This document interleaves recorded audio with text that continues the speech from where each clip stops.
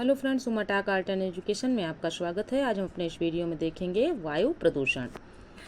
जब मानवीय अथवा प्राकृतिक कारणों से गैसों की निश्चित मात्रा एवं अनुपात में अवांछनीय परिवर्तन हो जाता है या वायु में इन गैसों के अतिरिक्त कुछ अन्य विषाक्त गैसों या कणकीय पदार्थ मिल जाते हैं तो उसे वायु प्रदूषण कहते हैं। लाइकेन्स वायु प्रदूषण के सबसे अच्छे सूचक होते हैं। लाइकेन का निर्माण शैवाल तथा कवक के द्वारा होता है।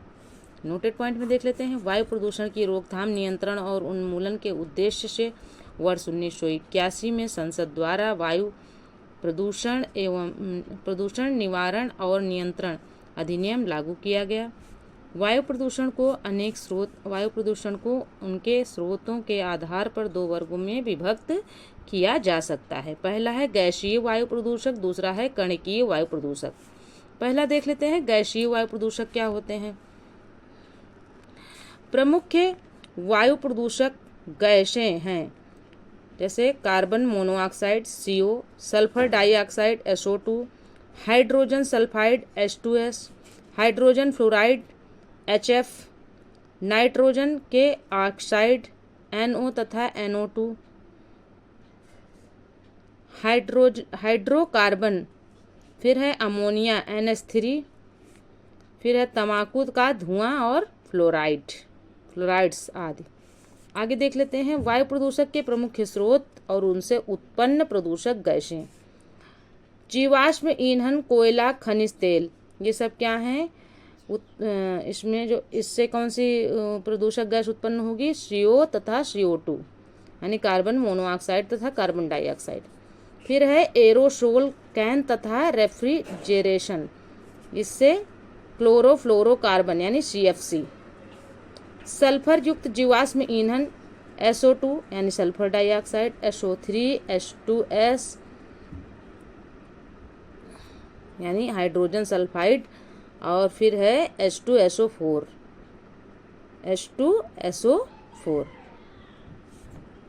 हम फ्रेंड्स देख लेते हैं। सल्फर युक्त जीवाश्म ईंधन में SO2 यानी कि SO2 मतलब सल्फर डाइऑक्साइड, SO3 मतलब सल्फर ट्राइऑक्साइड, H2S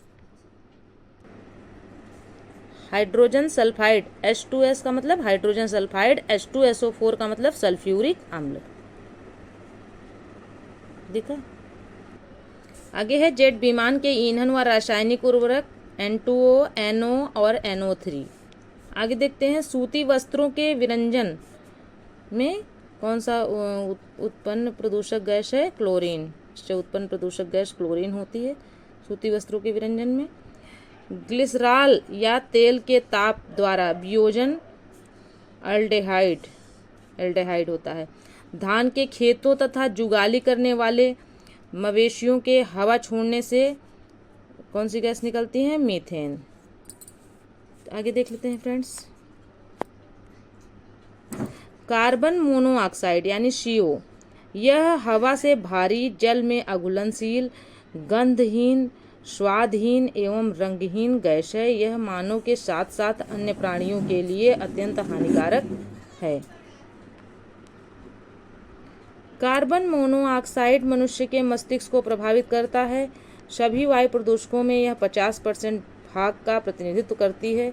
इसे दम घोटू गैस भी कहते हैं क्योंकि यह इतनी विषैली है कि 1300 ppm की सांद्रता आधे घंटे में प्राणघातक हो जाती है श्वासरोध के कारण।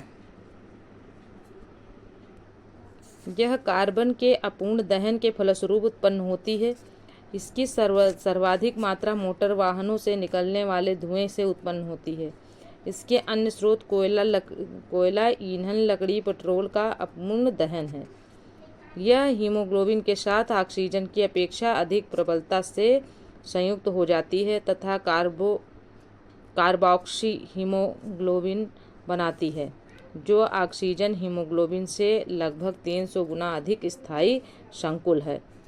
जब रक्त में कार्बोक्सी हीमोग्लोबिन की मात्रा 3-4% तक पहुंच जाती है, तब रक्त में ऑक्सीजन ले जाने की क्षमता काफ़ी कम हो जाती है। ऑक्सीजन की इस न्यूनता से सिर दर्द, नेत्र दृष्टि की क्षीणता, तंत्रिका आवेग में न्यूनता, हृदय रोग आदि बीमारियां हो जाती हैं। गर्भवती महिलाओं के रक्त में कार्बन मोनोऑक्साइड की बड़ी मात्रा काल पूर्व जन्म, स्वतः गर्भपात तथा बच्चों में विरूपता का कारण है। CNG तथा LPG गैसों के प्रयोग तथा ऑटोमोबाइल व उद्योग संयंत्रों में फिल्टर लगाकर कार्बन मोनोऑक्साइड की समस्या का निदान किया जा सकता है।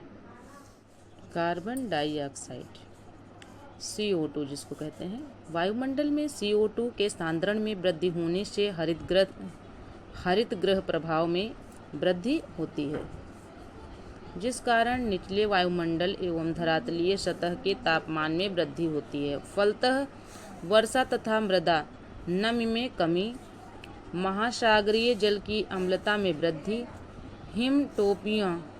हिमटोपियाँ एवं महाद्वीपीय हिमनद का पिघलना आदि विनाशकारी घटनाएं घटित हो रही हैं। आगे देख लेते हैं। भूमंडलीय ताप वृद्धि के कारण बहुत से संक्रामक रोगों जैसे डेंगू, मलेरिया, पीत ज्वर, निद्रा रोग आदि में वृद्धि होती है। कार्बन डाइऑक्साइड के अतिरिक्त अन्य हरित गृह गैसें मीथेन, CH4, जलवाष्प, नाइट्रस ऑक्साइड N2O, क्लोरोफ्लोरोकार्बन यानी CFC तथा ओजोन O3।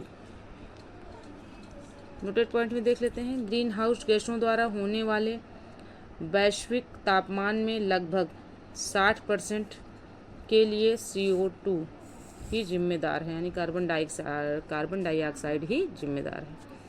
हाइड्रोकार्बन देख लेते हैं। हाइड्रोकार्बन केवल कार्बन तथा हाइड्रोजन के बने होते हैं।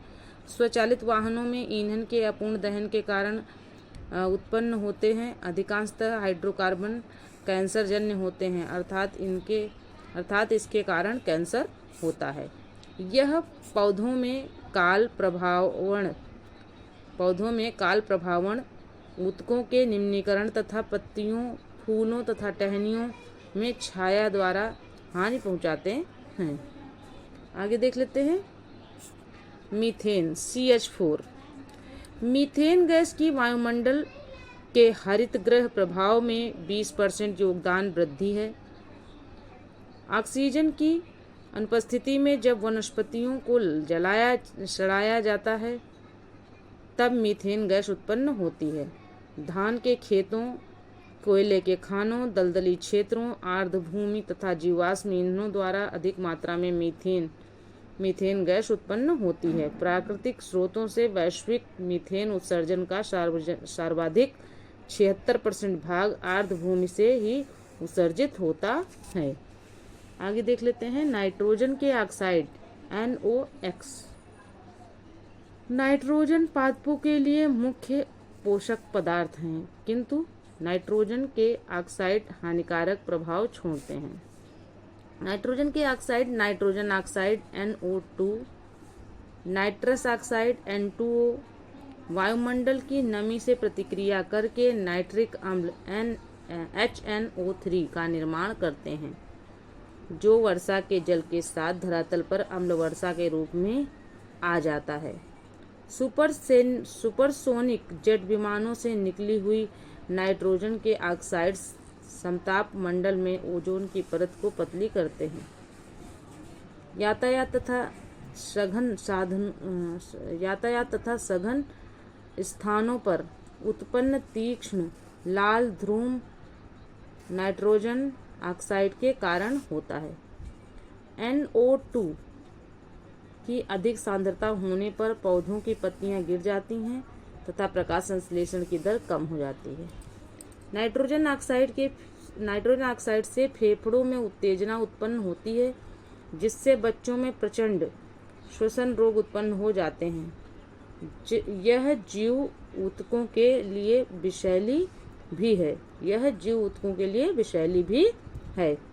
नाइट्रोजन ऑक्साइड विभिन्न वस्त्र, रेशों तथा धातुओं के लिए भी हानिकारक है। आगे है सल्फर के oxide SOX। Sulphur oxide SO2 वायु प्रदूषण का द्वितीय सर्वाधिक महत्वपूर्ण प्रदूषक है। वायुमंडल में समस्त वायु प्रदूषकों के सकल भार का लगभग 20% भाग SO2 सल्फर डाइऑक्साइड का होता है। SO2 से आँखों में यानी सल्फर डाइऑक्साइड से आँखों में जलन होती है, जिससे आँखें लाल हो जाती हैं तथा आंसू आने लगते हैं।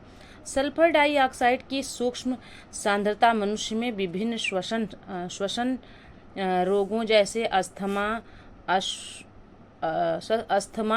श्वसनी शोध,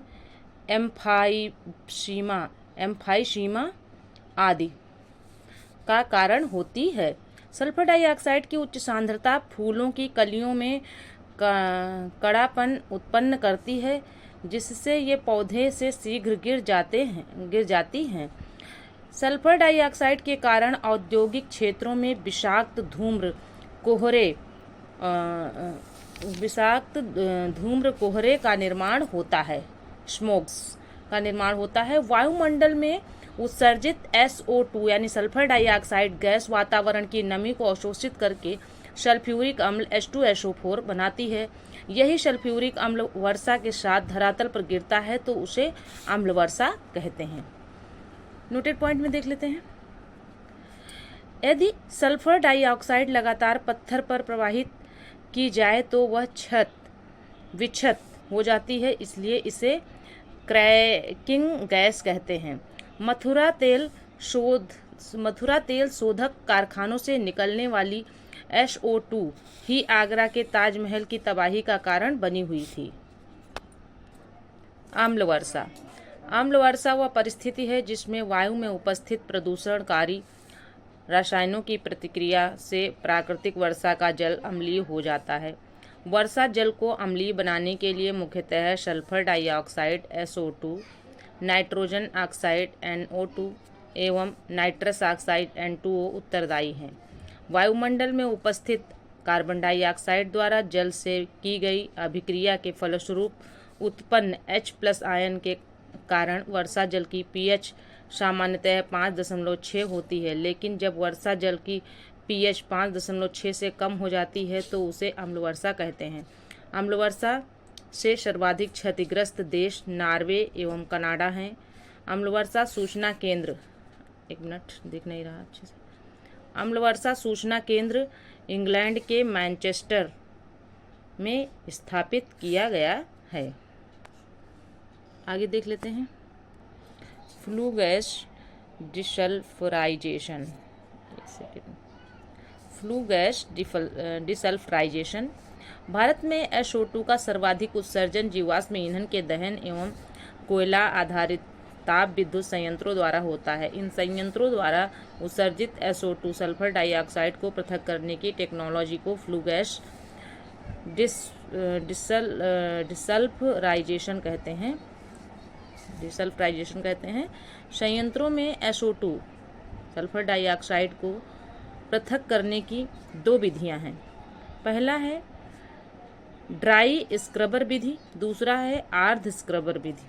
ड्राई स्क्रबर विधि में सल्फर SO2 के अवशोषण हेतु शुष्क चूना पत्थर का प्रयोग करते हैं।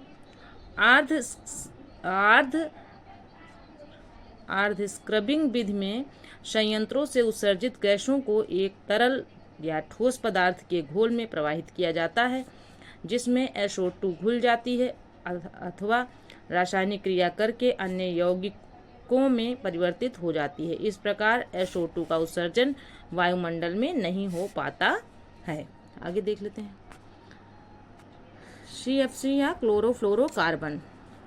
ये क्लोरीन, फ्लोरीन तथा कार्बन तत्वों के साधारण यौगिक हैं।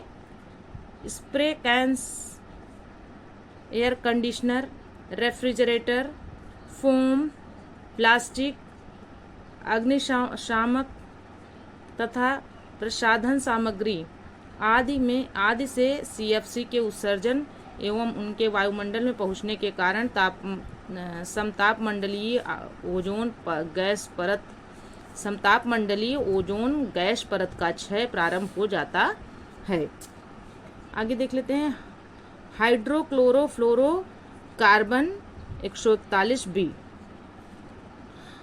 ओजोन अवक्षय कारकों में हाइड्रोक्लोरोफ्लोरोकार्बन 141b सबसे शक्तिशाली रसायन है, जिसको भारत ने जनवरी 2020 तक पूर्णतया समाप्त कर दिया है। इस संबंध में पर्यावरण, वन एवं जलवायु मंत्रालय द्वारा 31 अक्टूबर 2019 को अधिसूचना जारी करते हुए जनवरी 2020 से HCFC 141b के आयात लाइसेंस पर रोक लगा दिया गया है। ध्यातव्य है कि HCFC में प्रमुखतः HCFC 22, HCFC 141b तथा HCFC 142b व्यापक रूप से प्रयुक्त होते हैं। इसके उत्सर्जन पर रोक लगाए जाने पर समतापमंडल में ओजोन लेयर ह्रास को रोका जा सकता है। इस प्रकार भारत विश्व के उन 5 प्रमुख विकासशील देशों में शामिल हो गया है जिन्होंने मॉन्ट्रियल प्रोटोकॉल के तहत अपने देश में HCFC 141b का प्रयोग चरणबद्ध तरीके से पूर्णतया समाप्त कर दिया है। दूसरा है कणिकीय वायु प्रदूषक। कणिकीय पदार्थ वायु में निलंबित सूक्ष्म ठोस कण अथवा द्रवीय बूंद होते हैं।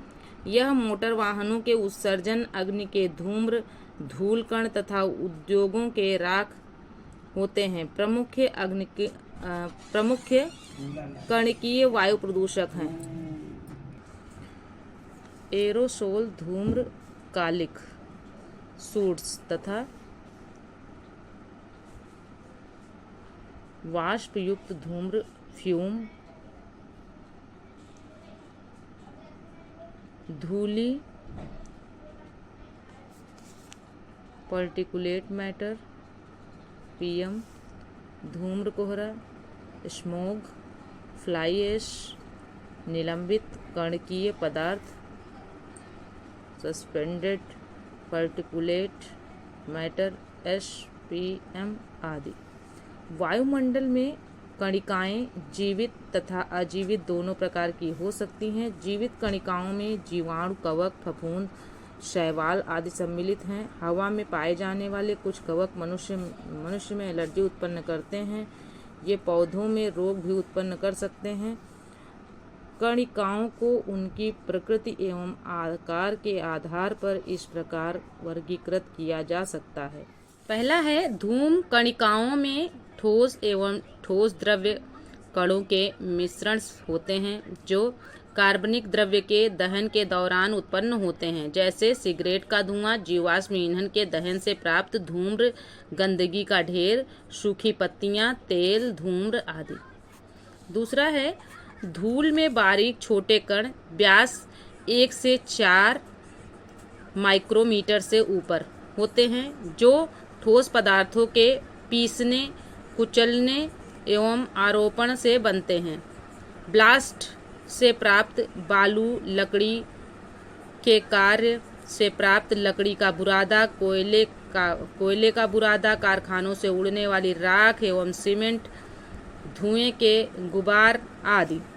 तीसरा है फैले हुए द्रव कणों एवं वाष्प के हवा में संघनन से कोहरा उत्पन्न होता है। उदाहरणार्थ सल्फ्यूरिक अम्ल का कोहरा तथा शाकनाशी एवं कीटनाशी जो अपने लक्ष्य से भटककर हवा में गमन करते हैं एवं कोहरा बनाते हैं।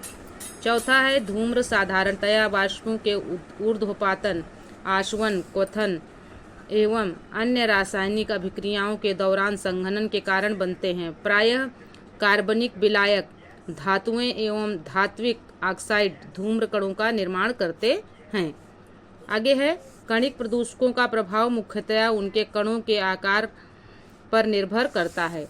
हवा में ले जाए जाने वाले कण जैसे धूल, धूम्र, कोहरा आदि मानवीय स्वास्थ्य के लिए हानिकारक होते हैं। 5 माइक्रोन से बड़े कणिक प्रदूषक नासिक द्वार में जमा हो जाते हैं, जबकि लगभग 1.0 माइक्रोन के कण फेफड़ों में आसानी से प्रवेश कर जाते हैं। आगे देख लेते हैं फ्रेंड्स, धूम कोहरा, स्मोग। धूम कोहरा शब्द धूम एवं कोहरे से मिलकर बना है। अनेक वायु प्रदूषक संसाधनों की उपस्थिति ही धूम कोहरा बनने का सर्वाधिक महत्वपूर्ण कारक है। धूम कोहरा 2 प्रकार के होते हैं। सामान्य धूम कोहरा, यह ठंडी नम जलवायु में होता है। धूम कोहरा एवं सल्फर डाइऑक्साइड यानी SO2 का मिश्रण होता है। रासायनिक रूप से यह एक अपचायक मिश्रण है, अतः इसे अपचायक धूम कोहरा भी कहते हैं। फिर है दूसरा प्रकाश रासायनिक धूम कोहरा। यह उष्ण शुष्क एवं साफ धूपमयी जलवायु में होता है। स्वचालित वाहनों तथा कारखानों से निकलने वाले नाइट्रोजन के ऑक्साइडों तथा हाइड्रोकार्बनों पर सूर्य प्रकाश की क्रिया के कारण उत्पन्न होता है। प्रकाश रासायनिक धूम कोहरे की रासायनिक प्रकृति ऑक्सीकारक है। चूंकि इसमें ऑक्सीकारक अभिकर्मकों की सांद्रता उच्च होती है, अतः इसे ऑक्सीकारक धूम कोहरा कहते हैं।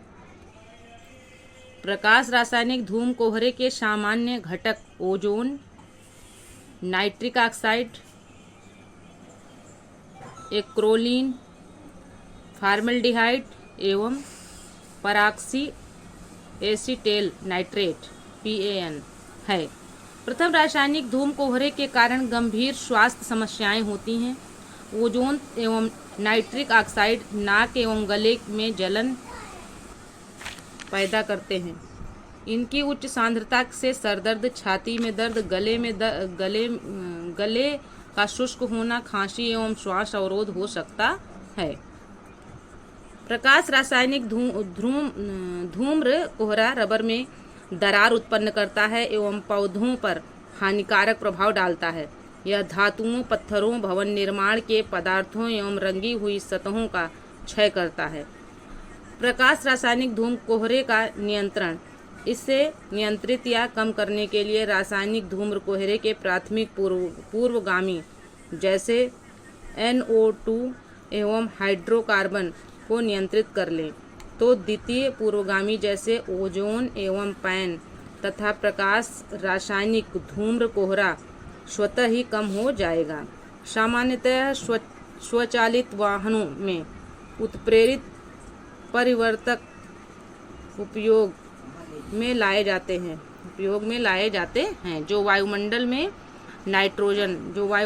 नाइट्रोजन ऑक्साइड एवं हाइड्रोकार्बन के उत्सर्जन को रोकते हैं। कुछ पौधे जैसे पाइनस, जूनिपेरस, क्वेरकस, पायरस तथा विटिस जो नाइट्रोजन ऑक्साइड का उपापचय कर सकते हैं का रोपण इस संदर्भ में सहायक हो सकता है। नोटेड पॉइंट में देख लेते हैं। डॉक्टर हेनरी एंटोनी ने जुलाई 1905 में अपने शोध में स्मॉग शब्द का पहली बार प्रयोग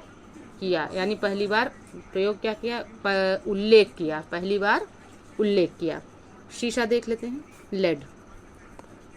शीशा वायुमंडल के ऑक्सीजन से मिलकर लेड ऑक्साइड बनाता है, जो सांस के जरिए शरीर में पहुंचकर तंत्रिका तंत्र पर हानिकारक प्रभाव डालता है, जिससे मस्तिष्क संबंधी बीमारियां तथा गुर्दे, लीवर व अन्य अंगों को नुकसान पहुंचाता है। शरीर में पहुंचने पर शीशा खून में आसानी से अवशोषित हो जाता है, जिससे संचयी शीशा विषाक्तता हो जाती है, जो मस्तिष्क हानि, पेशियों का लकवा तथा चक्कर आना आदि व्याधियां प्रकट होती हैं। आगे देखते हैं। बेंजीन। शीशा के अभाव में उचित ऑक्टेन मान प्राप्त करने के लिए पेट्रोल में कुछ सुवासित यौगिक एरोमेटिक कंपाउंड्स जैसे बेंजीन, टॉल्यून और जाइलीन मिला दिए जाते हैं। इस सुवासित यौगिकों के दहन के फलस्वरूप बहुचक्रीय सुवासित हाइड्रोकार्बन और निलंबित कणिकीय पदार्थ SPM उत्सर्जित होते हैं। इन सुवासित यौगिकों में सर्वाधिक मात्रा बेंजीन की होती है। बेंजीन से रक्त कैंसर हो जाता है। कैडमियम क्या करता है? कैडमियम के कण श्वसन विष की तरह कार्य करते हैं। ये हृदय संबंधी रोग उत्पन्न करते हैं तथा रक्तदाब को बढ़ाते हैं। आगे है राष्ट्रीय वायु गुणवत्ता सूचक।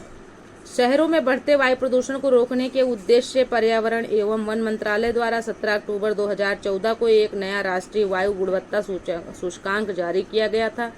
यह सूचकांक शहरी क्षेत्रों में वायु प्रदूषण के स्तर को बताने के लिए एक संख्या, एक रंग, एक विवरण के रूप में कार्य करता है। इस सूचकांक को विज्ञान एवं पर्यावरण केंद्र, अखिल भारतीय आयुर्विज्ञान संस्थान नई दिल्ली, मौलाना आज़ाद मेडिकल कॉलेज तथा IIT कानपुर के संयुक्त प्रयासों से विकसित किया गया है। वायु गुणवत्ता सूचकांक की 6 श्रेणियां निर्धारित की गई हैं, जो कि निम्न हैं। देख लेते हैं 6 श्रेणियां कौन कौन सी हैं। सूचकांक श्रेणी प्रदर्शित रंग प्रभाव 0 से 50 अच्छा। श्रेणी कैसी है? अच्छा है। प्रदर्शित रंग हरा है और प्रभाव क्या पड़ता है? न्यूनतम प्रभाव पड़ता है। 50 से 100 संतोषजनक है, हल्का हरा होता है जिसका प्रदर्शित रंग, और प्रभाव क्या है? संवेदनशील लोगों को सामान्य श्वास संबंधी परेशानी। 101 से 200 तक मध्य प्रदूषित। पीला का प्रदर्शित रंग क्या होता है? पीला होता है। अस्थमा व हृदय रोग से पीड़ितों को श्वास संबंधी परेशानी। फिर है 201 से 300 यानी खराब। अब इसकी श्रेणी क्या होगी? खराब। 201 से 300 तक की खराब श्रेणी है। ऑरेंज कलर हो जाता है और श्वास संबंधी परेशानी, ऑरेंज कलर, ठीक है। फिर उसके बाद 2001 से 301 से 400 के मध्य रहेगा तो बहुत खराब। और इसका कलर कैसा होगा? लाल। प्रदर्शित रंग लाल है। श्वसन संबंधी रोग। फिर है 401 से 500 गंभीर हो गया, मतलब गंभीर। इसकी श्रेणी कैसी हो जाएगी? गंभीर हो जाएगी। और प्रदर्शित रंग क्या है? गहरा लाल है। और स्वास्थ्य रोग भी प्रभावित तथा रोगग्रस्त लोगों पर गंभीर प्रभाव। आगे देखते हैं फ्रेंड्स। वायु गुणवत्ता सूचकांक 8 मुख्य प्रदूषकों के आधार पर बनाया जाता है। ये प्रदूषक हैं निलंबित धूल कण PM10, सूक्ष्म धूल कण PM2.5, nitrogen dioxide NO2, carbon monoxide CO, ozone O3, sulphur dioxide SO2, ammonia NH3 एवं लेड PB। नोटेड पॉइंट में देख लेते हैं। कार्बन मोनोऑक्साइड यानी CO और ओजोन O3 को 8 घंटे के औसत से मापा जाता है, जबकि अन्य सभी प्रदूषकों को 24 घंटे के औसत से मापा जाता है। मानक की इकाई NO2, O3 तथा कणिका युक्त पदार्थ के लिए माइक्रोग्राम, CO के लिए मिलीग्राम प्रति क्यूबिक मीटर होती है। आगे देख लेते हैं फ्रेंड्स।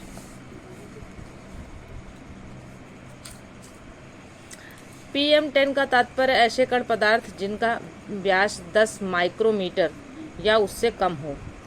PM2.5 का तात्पर्य है ऐसे कण पदार्थ जिनका व्यास 2.5 माइक्रोमीटर या उससे कम हो। WHO के वायु गुणवत्ता दिशा निर्देश के अनुसार, यानी विश्व स्वास्थ्य संगठन के वायु गुणवत्ता दिशा निर्देश के अनुसार PM2.5 का 24 घंटा माध्य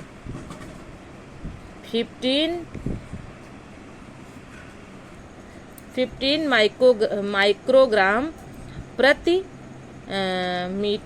मीटर क्यूब से अधिक नहीं बढ़ना चाहिए और PM2.5 का वार्षिक माध्यांक 5 माइक्रोग्राम प्रति मीटर क्यूब से अधिक नहीं होना चाहिए। PM10 फेफड़ों से प्रवेश कर सकते हैं, जबकि PM2.5 फेफड़ों के अवरोध को वेधन कर रक्त प्रणाली में प्रवेश कर सकता है। फिर से देख लीजिए, PM10 फेफड़ों में प्रवेश कर सकते हैं, जबकि PM2.5 फेफड़ों के अवरोध को वेधन कर रक्त प्रणाली में प्रवेश कर सकते हैं। देश भर के कुल 36 सतत परिवेशी वायु गुणवत्ता निगरानी स्टेशनों को राष्ट्रीय वायु गुणवत्ता सूचकांक से जोड़ा गया है। केंद्रीय प्रदूषण नियंत्रण बोर्ड और राज्य प्रदूषण नियंत्रण बोर्ड मिलकर देश के 28 राज्यों और 8 केंद्र शासित प्रदेशों के 312 शहरों एवं कस्बों में आच्छादित भारत सरकार के राष्ट्रीय वायु गुणवत्ता मॉनिटरिंग कार्यक्रम NAMP के अंतर्गत sulphur dioxide, SO2, nitrogen dioxide, NO2, carbon monoxide,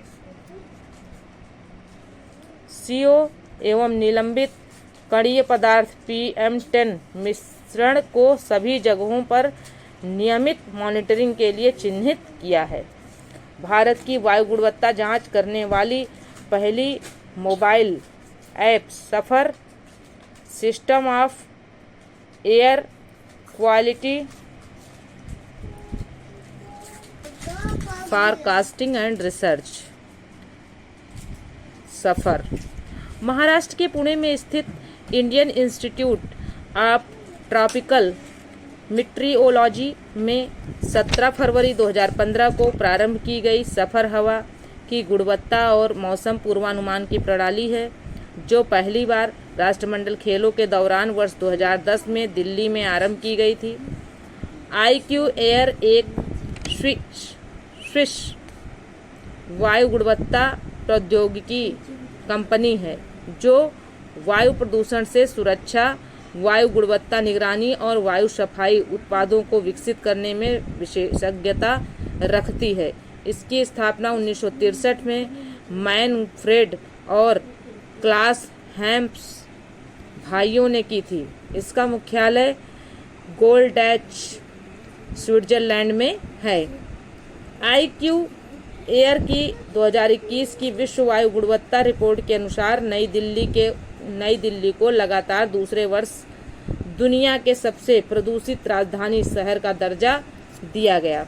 नई दिल्ली के बाद ढाका बांग्लादेश एवं जमेना, चाड़, दुशांबे तजाकिस्तान और मस्कट ओमान शीर्ष 5 सबसे प्रदूषित राजधानी शहर हैं। 2021 की रिपोर्ट के अनुसार भिवाड़ी राजस्थान भारत का सबसे प्रदूषित शहर है। इसके बाद गाजियाबाद, दिल्ली और जौनपुर का स्थान है। इस रिपोर्ट के अनुसार बांग्लादेश सबसे प्रदूषित देश है। उसके बाद चाड़, पाकिस्तान, तजाकिस्तान। उसके बाद कौन कौन है? चाड़ है, पाकिस्तान है और उसके बाद सबसे लास्ट में तजाकिस्तान है। भारत 5वां सबसे प्रदूषित देश है। सबसे लास्ट में कौन है? भारत। 2021 में मध्य और दक्षिण एशिया के 15 सबसे प्रदूषित शहरों में 12 भारत में थे। भारत चरण उत्सर्जन मानक BSES भारत सरकार द्वारा स्थापित उत्सर्जन मानक है, जो मोटर वाहनों सहित आंतरिक दहन इंजन और स्पार्क इग्निशन इंजन उपकरण से वायु प्रदूषकों के उत्पादन को विनियमित करने के लिए बनाए गए हैं। इनका निर्धारण केंद्रीय प्रदूषण नियंत्रण बोर्ड द्वारा पर्यावरण एवं वन मंत्रालय और जलवायु परिवर्तन के मानकों के आधार पर किया जाता है। भारत चरण उत्सर्जन मानक वस्तुतः यूरोपीय नियमों के मानकों को आधार मानकर पहली बार 2000 ईस्वी में पेश किए गए थे। नोटेड पॉइंट में क्या दे रहा है देख लेते हैं। मोटर वाहनों से उत्सर्जित होने वाली प्रदूषक गैसों तथा कणिकीय पदार्थों पर नियंत्रण रखने के लिए 27 देशों के यूरोपीय संघ ने जो उत्सर्जन मानक निर्धारित किया है उसे यूरो मानक कहते हैं। इसी मानक को भारत ने भी अपनाया है। भारत सरकार ने पर्यावरण प्रदूषण नियंत्रण के उद्देश्य से वाहन उत्सर्जन मानक यूरो को प्रथम बार 1992 में अपने यहाँ लागू किया था। भारत सरकार ने चार पहिया मोटर वाहनों पर 1 अप्रैल 2020 से BS-6 भारत स्टैंडर्ड मानक संपूर्ण भारत में लागू किया गया। BS-5 को छोड़कर सीधे BS-6 को लागू करने का कारण था कि इन दोनों ईंधनों में से सल्फर की मात्रा बराबर होती है, क्योंकि इन दोनों ईंधनों में सल्फर की मात्रा बराबर होती है। यूरो मानक यूरोपीय देशों में 1992 से यूरो मानक 1 तथा 1996 से यूरो मानक 2 लागू कर दिया गया था। 2014 से वहां यूरो मानक 6 लागू हो चुका है। आगे देखते हैं वायु प्रदूषण से संबंधित कुछ अन्य उपयोगी तथ्य। रेडान मृदा से प्राकृतिक रूप से निकलने वाली यह गैस शहरों में वातायन की कमी के कारण घरों में अधिक मात्रा में इकट्ठा होकर फेफड़े के कैंसर को जन्म देती है। जियोलॉजिकल सर्वे ऑफ इंडिया के पश्चिमी क्षेत्र द्वारा अकवाली गांव झुंझुनू राजस्थान में भारत की पहली खनिजों की कोर लाइब्रेरी स्थापित की गई है। आर्सेनिक चारे के लिए प्रयोग किए जाने वाले पौधों को विषाक्त कर देता है। आर्सेनिक चारे के लिए प्रयोग किए जाने वाले पौधों को विषाक्त कर देता है, जिससे इसे खाने वाले पशुओं की मृत्यु हो जाती है। वातावरण में फ्लोराइड्स की सांद्रता बढ़ने से पत्तियों के सिरों और किनारों पर हरिमाहीनता अथवा उत्कक्षय उत्पन्न होता है। फ्रेयान सबसे अधिक घातक क्लोरोफ्लोरो हाइड्रोकार्बन है, जिसका प्रयोग रेफ्रिजरेटर, एयर कंडीशनर, गद्देदार सीट में काम आने वाली फोम तथा एरोसॉल स्प्रे में होता है। आगे है 3 दिसंबर 1984 को भोपाल की यूनियन कार्बाइड फैक्ट्री जो उर्वरक बनाती थी में मिथाइल आइसोसाइनाइड यानी मिक के कारण दुर्घटना हुई थी, यानी मिक गैस का रिसाव हो गया था। पार्थेनियम गाजर घास के परागकण से चर्म रोग एवं दमा होता है। पार्थेनियम गाजर घास के परागकण से चर्म रोग एवं दमा होता है। आगे है इटाई रोग कैडमियम के कारण होता है, ये पूछा गया है कई बार। इनोज एक नोटेड पॉइंट देख लेते हैं। इनोज इलेक्ट्रॉनिक नोज एक पोर्टेबल उपकरण है जो दुर्गंध की तीव्रता को मापता है। इसके विकास का मुख्य उद्देश्य लुगदी एवं कागज उद्योगों में काम कर रहे हजारों कामगारों के स्वास्थ्य की रक्षा करना है। कागज एवं लुगदी उद्योग में hydrogen sulphide, methyl mercaptan, dimethyl sulphide तथा डाई मेथिल डाइसल्फाइड जैसे गैसों का उत्सर्जन होता है। यह उपकरण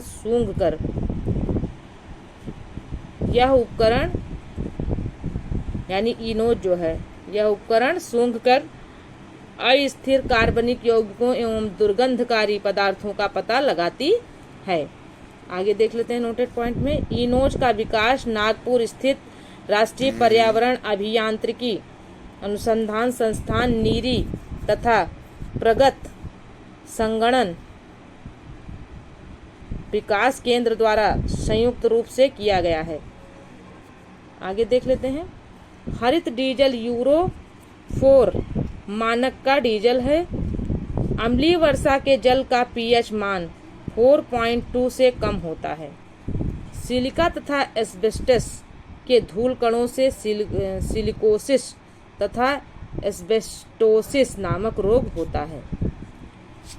50 माइक्रोमीटर से कम व्यास वाले कणिकीय पदार्थों को पृथक करने के लिए बैग फिल्टर का प्रयोग किया जाता है। किसका प्रयोग किया जाता है? बैग फिल्टर का। 50 माइक्रोमीटर से बड़े आकार वाले कणकीय पदार्थों को फिल्टर करने हेतु साइक्लोन सेपरेटर या साइक्लोन कलेक्टर तथा वेट स्क्रबर नामक उपकरणों का उपयोग किया जाता है। जलवायु एवं स्वच्छ वायु गठबंधन, climate and clean air coalition, CCAC, विभिन्न देशों, नागरिक समाजों व निजी क्षेत्रों का एक वैश्विक प्रयास है जो अल्पजीवी जलवायु प्रदूषकों को न्यूनीकृत कर वायु की गुणवत्ता को बेहतर बनाने हेतु प्रतिबद्ध है। यह 53 देशों एवं विभिन्न संस्थाओं द्वारा निर्मित एक गठबंधन है। CCAC मीथेन, काला कार्बन एवं हाइड्रोक्लोरोकार्बनों पर केंद्रित करता है। CNG का मुख्य घटक मीथेन है। CNG का मुख्य घटक क्या है? मीथेन। फ्लाई ऐश एक प्रदूषक दहन उत्पाद है जो कोल पत्थर के कोयले को जलाने से प्राप्त होता है। एशियाई भूरा बादल 2002 अधिकांशतः दक्षिण एशिया में फैला था। इंडोर वायु प्रदूषण का सर्वाधिक महत्वपूर्ण प्रदूषक रेडान गैस है। रेडान एक रंगहीन, गंधहीन, रेडियोएक्टिव अक्रिय गैस है। सिगरेट के धुएं का मुख्य प्रदूषक कार्बन मोनोऑक्साइड है। इसके अतिरिक्त उसके धुएं में हाइड्रोजन साइनाइड, नाइट्रोजन ऑक्साइड जैसी गैसें और फॉर्मल्डिहाइड, एक्रोलीन, बेंजीन जैसे अस्थायी रसायन भी पाए जाते हैं। यहाँ से फिर से देख लेते हैं। जनवरी 2019 में केंद्रीय पर्यावरण, वन व जलवायु परिवर्तन मंत्रालय द्वारा राष्ट्रीय स्वच्छ वायु कार्यक्रम NCAP लॉन्च किया गया था। इसका उद्देश्य व्यापक रूप से वायु प्रदूषण की समस्या से निपटना है। इसका लक्ष्य वर्ष 2017 की तुलना में वर्ष 2024 तक PM10 तथा PM2.5 की सांद्रताओं में 20 से 30% तक की कटौती करना है। वाहनों से उत्सर्जित NOx, CO तथा HCS को गैर हानिप्रद यौगिकों में परिवर्तित करने के लिए उत्प्रेरकी परिवर्तक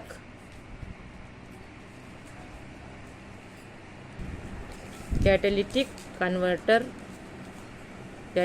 कन्वर्टर नामक उपकरण का प्रयोग किया जाता है। इसमें एक उत्प्रेरक प्लैटिनम या पैलेडियम अथवा दोनों पर से उत्सर्जित गैस को प्रवाहित किया जाता है, जिससे उसमें उपस्थित गैसीय मिश्रण CO का यानी कार्बन मोनोऑक्साइड से CO2 यानी कार्बन डाइऑक्साइड, NOx से N2 और HCS से CO2 एवं जल में परिवर्तित हो जाता है।